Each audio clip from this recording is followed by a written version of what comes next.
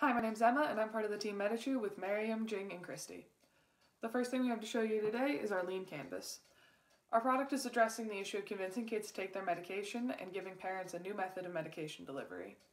Our unique value proposition is that Medichew is a quick and easy way for children and adults to take their medication to get healthy. Our unfair advantage is that we put our customers and consumers first. We offer a wide variety of medicine and flavors for our product. Our primary customers are parents and college students, and our another primary user is children. Most of the cost of creating Medichew is going to come from the actual production of the product and distribution, and also from advertising, both on social media and in more traditional forms like television commercials and magazine ads. The revenue from our product is going to come mainly from selling it directly to consumers, and also with partnering with other companies and licensing our technology to them so that they can use our technology to create their own gum medications. So the first lesson learned was humble beginnings. So from the resource challenge, we learned that with minimal resources and money, you can go a long way and create more revenue. So an example was that people went to local businesses to ask for help, and in return, they would do free advertising for them. So free advertising does go a long way in making more money and getting yourself known.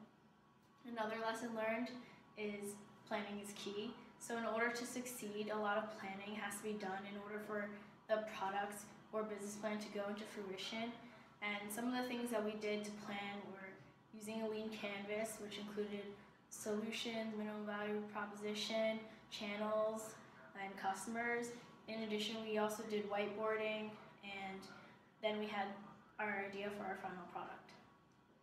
One of the lessons that we've learned was knowing your customers and your users. So at first we thought we were only going to focus on parents and children, but then we realized through customer interviews that we can broaden our scope to teenagers, adults, and even seniors who don't like taking pills or taking liquid medication, so they would rather do something else. So then we decided to advertise more to like everybody than just kids and just parents. Even though they're mostly our main users, they're not our only users. And another lesson that we learned was to keep revising our idea. For example, like you can't just stay stuck on the first idea that you had in the beginning. So we changed our gum to being like, the more we had customer interviews, the more we wanted to change like our product. And if we didn't want to do that, then the users and customers wouldn't want to buy our product. So we learned that we can't be stubborn with what we want. Like we have to change to what our customers and our users want, or else like our product won't sell or people won't want our product. One of the last lessons that we learned from our product development is the fact that customer interviews are very helpful. They definitely ensured us with product market adjustments that we needed to do, and they gave us a general idea of what problem is current.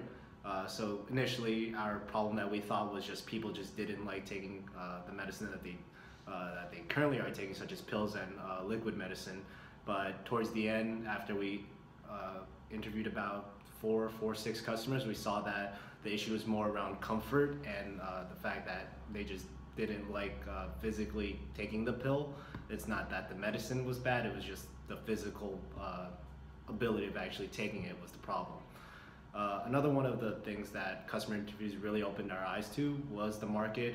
We initially marketed this product towards customers such as parents, and then the users to be children and other infants that size. And then since then, we've turned our customer market into more of a general sense, from anyone can using it, from adults, college students, and especially seniors if they prefer to. All right, and lastly, I'd like to conclude with all the revisions that we have made to our product. Number one being that it did start off as a 3-layered gum, and then we revised it to become more simplistic as a solid piece of gum, such as Stride and other pieces that we've most commonly seen today. Many of the customers, our customer market has changed as well. Initially, it was parents and children as customers and users. And then our second revision came about with the piece of gum, actually how it came in wrappers.